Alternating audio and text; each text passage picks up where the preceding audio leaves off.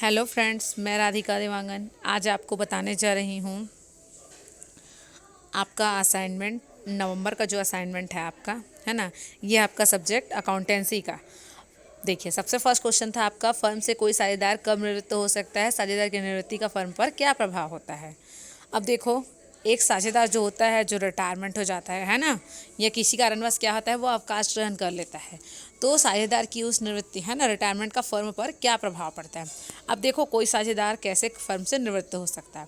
सबसे पहला, जब एक साझेदार फर्म से क्या होता है, साझेदारी के संबंध में विच्छेद हो जाता है, या वह फर्म से किसी भी कारण से अलग हो जाता है ना, या फर्म से क्या करता है, अलग हो जाता है, या किसी भी कारण से वो अलग हो जाता है, उसे साझेदार की अवकाश ग्रहण या निवृत्ति बोलते हैं, रिटायरमेंट बोलते हैं, निष्कासन बोलते हैं। ठीक है।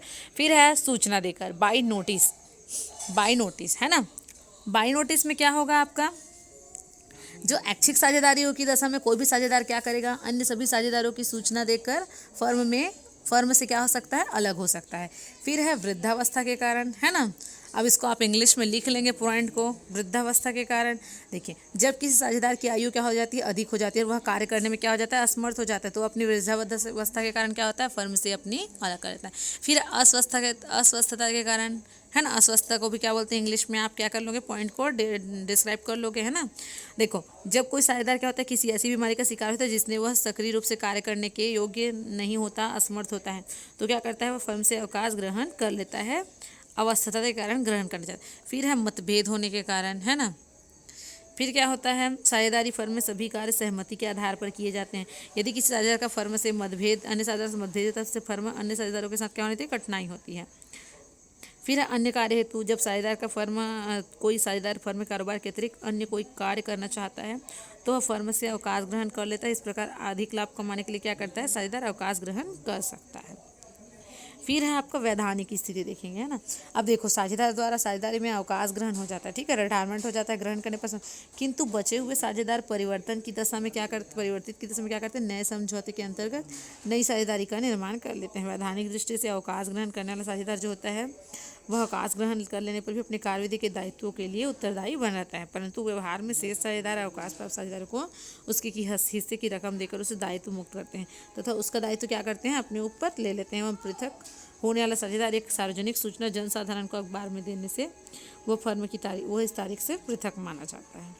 ठीक। फिर है उसे साझेदार क्या वह फिर क्या लिखा गया है, वह फर्म से किसी कारण से अलग हो सकता है। ठीक है। क्वेश्चन था, निवृत्त का फर्म पर क्या प्रभाव पड़ता है, इसको मैंने आपको बता दिया, आप देख लेंगे। फिर आपको दिया गया था क्वेश्चन नंबर 2। क्वेश्चन नंबर 2 आप निकालेंगे, उसमें क्या दिया गया था, 3 पार्टनर थे। बी क्या था आपका, देखिए मैंने लिखा है रिटायर्स फ्रॉम द बी, है ना, form of the firm. B क्या हो रहा है, रिटायरमेंट हो रहा है। अब देखो, हमारा गेनिंग रेशियो, उसका फॉर्मूला क्या होता है, new ratio minus old ratio. हमको ओल्ड रेशियो कितना दिया हुआ था, आप क्वेश्चन में देखेंगे, है ना, ओल्ड रेशियो दिया होगा, न्यू रेशियो और न्यू रेशियो दिया। ठीक है। अब हम क्या करेंगे, बी तो रिटायरमेंट हो गया है ना, वो अवकाश ग्रहण कर लिया, तो हम क्या करेंगे, ए और सी का क्या करेंगे, रेशियो निकालेंगे। अब देखो, न्यू रेशियो जो दिया था हमको, न्यू रेशियो कितना दिया था, 3:2, तो इसको लिख लिए हम। फिर उसके बाद आपको दिया हुआ था 5:4:3, है ना, 5 4 9 9 3 12 दिया हुआ था, तो क्या करेंगे, हमको तो ए और सी का निकालना है, तो 5/12 और 3/12। उसके बाद हम कैलकुलेट करेंगे तो हमारा आ जाएगा 11.9। ये क्या है आपका गेनिंग रेशियो, ठीक है, ये क्या है, गेनिंग रेशियो।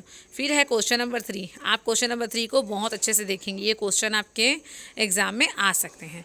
फिर हम बनाएंगे क्वेश्चन, आप सामने रख के देखेंगे, profit and loss adjustment account बोला गया था, और कहा गया था आपको पार्टनर्स कैपिटल अकाउंट। अब देखो, इसका सबसे पहले अब हम फॉर्मेट खींचेंगे, तो फॉर्मेट में क्या करते हैं हम, डेबिट अमाउंट, एक क्रेडिट अमाउंट होता है, पर्टिकुलर्स, है ना, दो। अब इसमें क्या होता है, देखो, जो भी आपकी संपत्तियां होती है, अगर उसमें दिया है कि इसको इंक्रीज़ करना है, इंक्रीज़ जो होता है वो वैल्यू कहाँ आता है आपका, इंक्रीज वैल्यू आता है आपका क्रेडिट साइड आता है, ठीक है।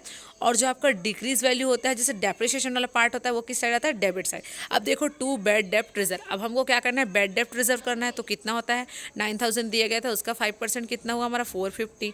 फिर है टू स्टॉक को क्या बोला गया था आपको, स्टॉक को बोला गया है क्वेश्चन में डेप्रिशिएट करना है 5%, तो डेप्रिशिएट कितना होगा आपका 350 हो जाएगा। फिर टू प्लांट को भी हमको क्या करना है 10% कम करना है तो कम करेंगे तो किस साइड आएगा, डेबिट साइड, 6,600 आएगा, ठीक है।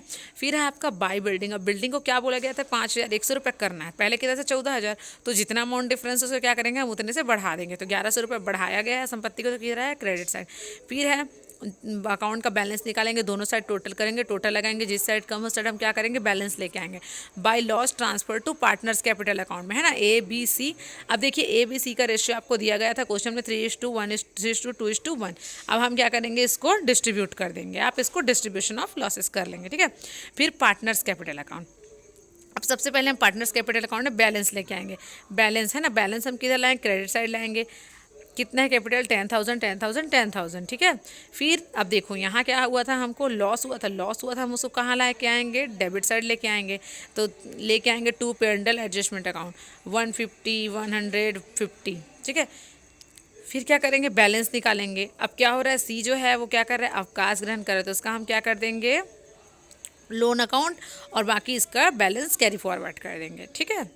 फिर आप ये कैलकुलेशन देख लेंगे नीचे। अब देखो रिजर्व फंड, रिजर्व फंड आपको पहले बैलेंस शीट में दिया होगा 6,000, तो रिजर्व फंड को हम किस रेशियो में बांटेंगे, जो 3:2:1 है उसी रेशियो में हम बांट देंगे। फिर है आपका क्वेश्चन नंबर 4। अब क्वेश्चन नंबर 4 पे आपको ज़्यादा अच्छे से ध्यान देना है, ये क्वेश्चन थोड़ा कॉम्प्लिकेटेड है आपका, थोड़ा सा, ज़्यादा नहीं। अब देखो यहाँ पे हम profit and loss adjustment account बनाएंगे, है ना। तो इसमें क्या होता है, टू प्लांट को डेप्रिशिएट करने कहा गया था 5%, 150 रिजर्व ऑन, ठीक है। ये क्या है आपका, बेड डेप्ट है, ठीक है। तो ये कितना जाएगा, 13,000 का 5% कितना है आपका, 650। फिर दिया गया था आपको स्टॉक, स्टॉक को क्या करना है, स्टॉक को आपको क्या करना है, इंक्रीज़ करना था, है ना। तो स्टॉक कितना था आपका, 10%, तो आपका जाएगा कितना, 1,700। फिर to profit transfer to capital account करेंगे, तो कितना हो जाएगा हमारा, 450, है ना। रेशियो कितना दिया हुआ, देखो रेशियो हमको ऐसा दिया हुआ, तो हमको उसको क्या करेंगे, इक्वल कर लेंगे, तो 3:2:1 आ जाएगा। फिर बांटेंगे तो 450 300 150, ये आ गया आपका। फिर पार्टनर्स कैपिटल अकाउंट बनाएंगे। देखो यहाँ पे थोड़ा कॉम्प्लिकेटेड है, पता आपको आसानी से समझ आ जाएगा, मैंने कैलकुलेशन में आपको समझा दिया है। तो देखिए जैसे यहाँ पर दिया गया, बाई बैलेंस लेके आए थे 20,000 10,000 10,000। फिर था by reserve fund, reserve fund को मैंने जैसे पहले क्वेश्चन में बताया था, जो रेशियो होता है प्रॉफिट रेशियो उसने बांटते हैं, तो रिजर्व फंड हमारा क्या हो गया था, 6,000 4,000 2,000। फिर था बाई P&L अकाउंट। अब देखो वहाँ प्रॉफिट, वहाँ लॉस हुआ था तो हम इस साइड लेके आए थे, वहाँ हमको प्रॉफिट हुआ था, हम किधर लाएंगे, क्रेडिट साइड लेके आएंगे, 450 350 150, ठीक है। फिर है by A capital, by B capital. अब देखो ये कौन सा अमाउंट है, सबसे पहले इसको मैं आपको समझाऊंगी। अब देखो जो आपको क्या दिया गया था, आपको दिया गया था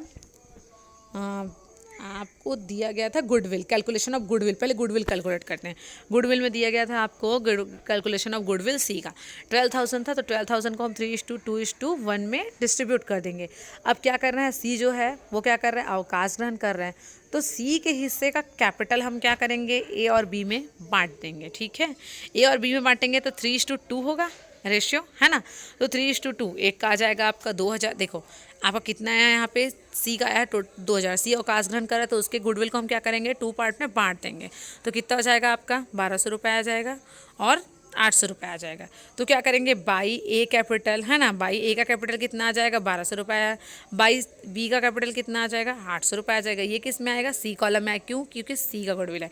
फिर हम डेबिट साइड जाके क्या लिखेंगे, 2 सीज कैपिटल, सी का कैपिटल कितना है आपका, 1,200 रुपये 800 रुपये, इसको कहाँ लिखेंगे, ए और बी में लिखेंगे।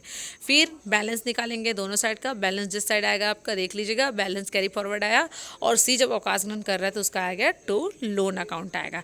आप इस कैलकुलेशन को ध्यान से देखेंगे तो आपको आसानी से समझ में आ जाएगा, और कुछ समझ नहीं आने पर आप इस वीडियो के नीचे कमेंट कर सकते हैं। धन्यवाद। आप सामने क्वेश्चन पेपर रख के ही सॉल्व करेंगे। धन्यवाद।